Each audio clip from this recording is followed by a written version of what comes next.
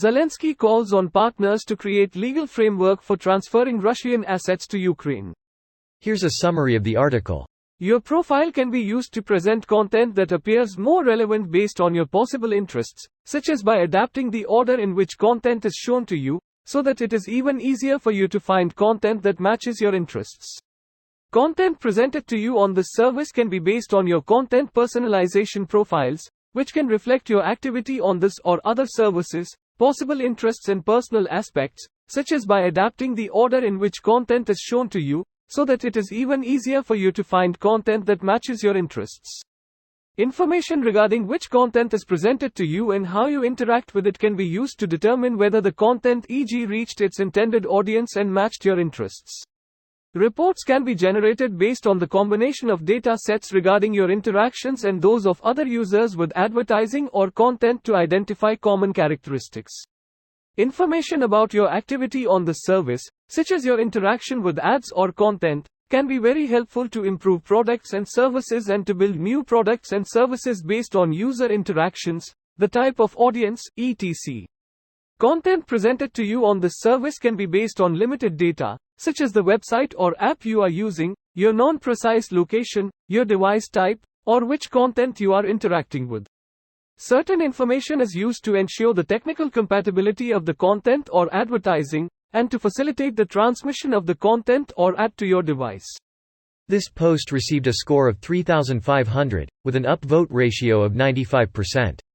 Here are the top comments in response to this article. Greater than the president included a reminder that frozen Russian assets abroad amount to approximately $300 billion United States dollars. He is convinced that these assets should be used to support Ukraine. Fair emo, Russia leveled cities and villages, committed no end of war crimes, including torture, rape, straight up targeting civilians among other things such as Crete km long minefields. And they're still going, albeit being slowly pushed back. They should have to foot the bill. It's their fault anyway lol. Where are you getting information that Russia is slowly being pushed back? I'll give you that the front line has been quite static in the recent months, but you got it the opposite way. Ukraine is being slowly pushed back ATM. It's a dynamic situation where the lines see some movement. This is the time of year that the battle cadence slows down. Ukraine has recently retaken land around Avdiivka, Bakhmut, Robotyne and a few other places. Russia has pushed back in others.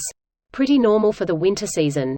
Add to that the need to minimize your output as Western help has slowed down.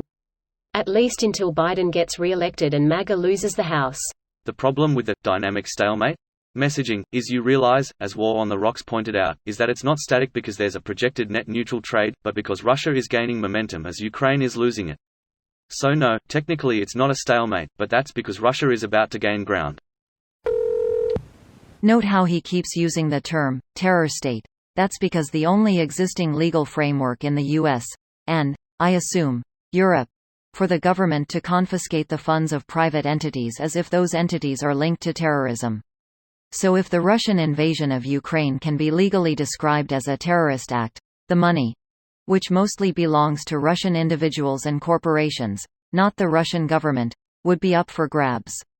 I'd be lying if I said that prospect doesn't worry me at all. It's potentially a very bad precedent.